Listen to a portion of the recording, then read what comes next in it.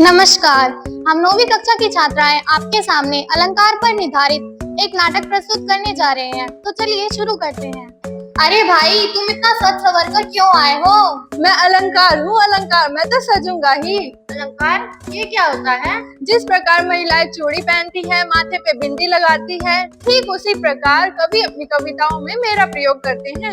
ऐसे तो पुरुष भी सजते और संवरते हैं। जी हाँ, जैसे सभी सजते संवरते हैं, उसी प्रकार कवि अपनी कविताओं को सजाने के लिए मेरा प्रयोग करते हैं। अच्छा, तो कवि अपनी कविताओं को सुंदर दिखाने के लिए तुम्हारा यानी अलंकार का प्रयोग करते हैं। जी हाँ। अच्छा, अब कुछ और बताओ अपने बारे में। आइए मैं आपको पहले अपने परिवार से मिलाता हूँ। चंदू के चाचा ने चंदू की चाची को चांदनी चौक पे चांदनी रात में चांदी की चम्मच से चटनी चटाई। अरे भाई, पागल हो गए हो क्या? क्या बोले जा रहे हो? ना जी ना, मैं तो बिल्कुल ठीक हूँ। क्या गौर करा आपने? इसमें 54 की आवृत्ति बार बार हुई है। यही तो है अनुप्रास अलंकार। अच्छा, जिसमें एक वर्ण की आवृत्ति बार बार हो उसे अनुप्रास अलंकार कहते हैं। हाँ, जैसे रघुपति राघव राजा राम, रघुपति राघव राजा राम, राजा राम राजा राम, रघुपति राघव राजा राम, राजा राम राजा राम। अब जैसे इसमें रावण की आवृत्ति बार बार हुई है, यही तो है अनुप्रास अलंकार। तो ये है अलंकार का भेद, अनुप्रास अलंकार। काली घटा का घमंड घटा। अरे भाई, ये घटा क्या है? क्या सुना आपने? गौर किया आपने? यहाँ घटा शब्द 2 बार आया है, जहाँ पहली घटा शब्द का अर्थ है बादल और दूसरी घटा शब्द का अर्थ है कम। अच्छा, तो जहाँ पर एक ही शब्द 2 बार आए और दोनों बार उसका अर्थ भिन्न हो उसे यमक अलंकार कहते हैं। हाँ, उसे ही यमक अलंकार कहते हैं।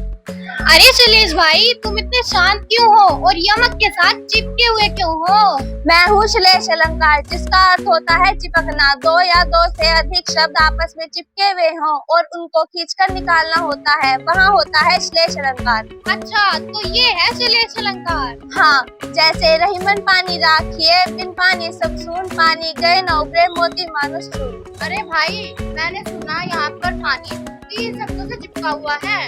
ये अर्थ तो बताओ जरा। हाँ, यहाँ पानी 3 शब्दों से चिपका हुआ है। वैसे तो पानी का अर्थ जल होता है, परंतु यहाँ पर पानी का अर्थ, मोती का अर्थ चमकना, मनुष्य का अर्थ इज्जत और चून का अर्थ चूना। अच्छा, तो ये है शैलेश अलंकार। हाँ, यही है श्लेष अलंकार। वो आ गया, वो आ गया, वो आ गया। अरे भाई, कौन आ गया? मैं हूँ अतिशयोक्ति अलंकार। मैं अपनी एक उंगली पर पूरी दुनिया को उठा सकता हूँ। मैं अपने क्रोध से वनों और जंगलों को जला सकता हूँ। अरे भाई, इतनी बड़ी बड़ी क्यों फेंक रहे हो? अरे भाई, लगता है आपने कभी सुना नहीं क्या? आगे नदियाँ बड़ी अपार, घोड़ा कैसे उतरे उस पार।